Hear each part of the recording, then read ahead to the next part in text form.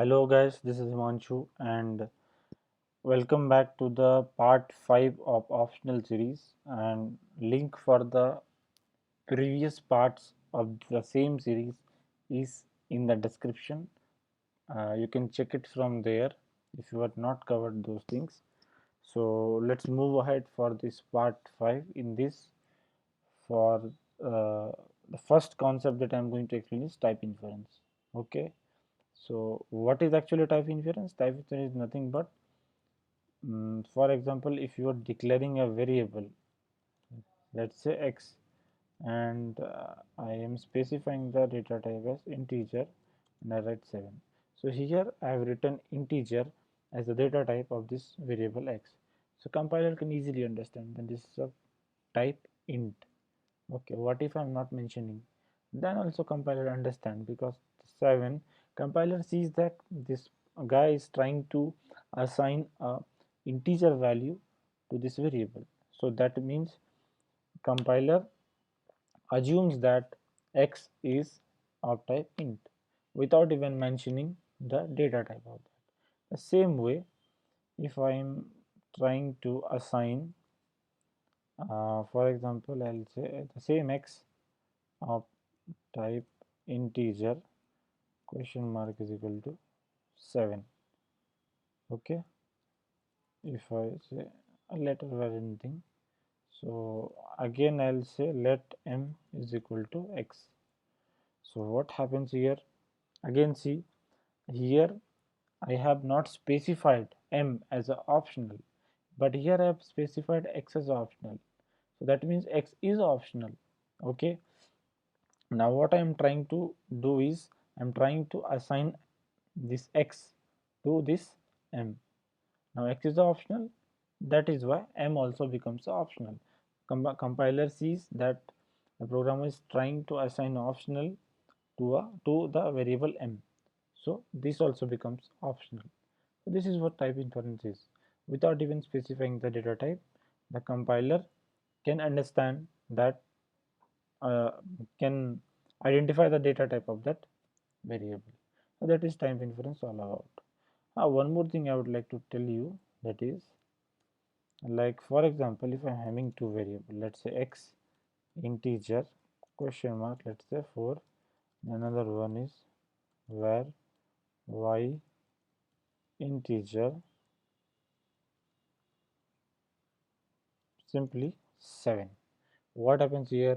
See, x is of type integer, y is also type of type, the y type of y is uh, integer.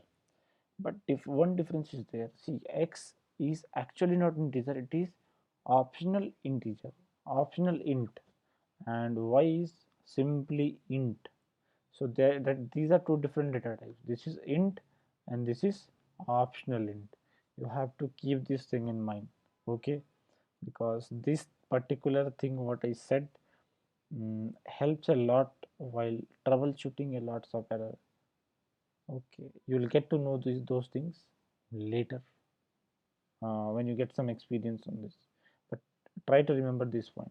Okay, so what is the next point is, the next one is nil coalescing operator. Nil coalescing operator, I hope I pronounce it correctly.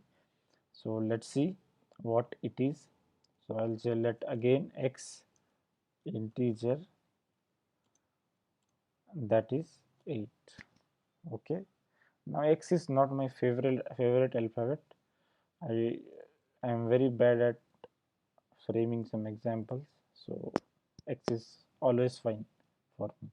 Okay, so x is a optional int type, and I have assigned the value 8 there. For example, I am having a variable m, and to that I want to assign the value of x. Correct. Now next what I will do is I will try to print m plus 4. Okay, so I have to unwrap this because x is of type optional, and m also becomes optional. So m plus 4. So as m is optional, I have to unwrap this. Now let's have a look how it is behaving. Obviously, it is going to give you the output 12. Okay, but what if I remove this? Okay, let me make it where. Please do not ask yourself why this fellow is using where or let. We'll discuss all these things later. Please ignore this right now.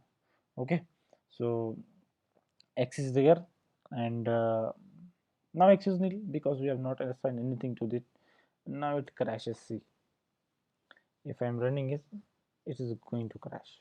Why? Because I'm is nil, and I'm unwrapping this, and if while unwrapping it finds that compiler finds that it the value inside that is nil, then the compiler crashes with error, unexpectedly found nil. So it's done here. So now I will say that whenever x is nil, I don't want that nil value inside m. I if x is nil, then I want some default value for that instead of nil. Okay, so I'll say I want that I want 0 instead of nil. I mean, whenever x is nil, then this value 0 will be assigned to m. That's it. It is as simple as that. See. Okay, now I we see now we don't need to unwrap this m.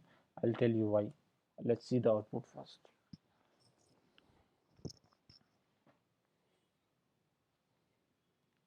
Okay, we got 4. So what is the purpose of this nil collapsing operator? The purpose is whenever you are trying to assign a value, assign or many scenarios are there, different kind of scenarios are there. Whenever anything is producing nil, and instead of that nil, if you want to have some default value, then you can use this nil collapsing operator. Okay, now what why this asked us to remove this and exclamation mark? Because see, m here was a optional when I was using like this. If when this was not there, this m was optional. Now again see, it's asked me to unwrap.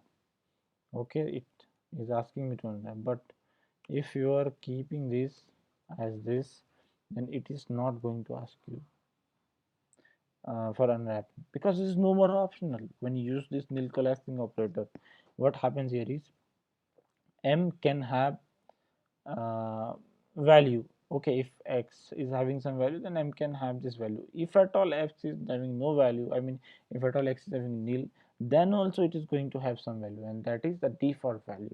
That means what, m is going to have some value always. It can never have nil. Okay, so that is why that is the purpose of this nil collapsing operator, and that is why we are not unwrapping this m, because this is no more optional. So that's all for this video. I'll be covering this rest of this concept in a different video. So I would like you people to comment below if you have any problem with this video, like if you're not getting anywhere or anything else, or any question or anything you feel like commenting. And no question is a bad question, so anything you can comment. So thank you for watching the video, and that's all.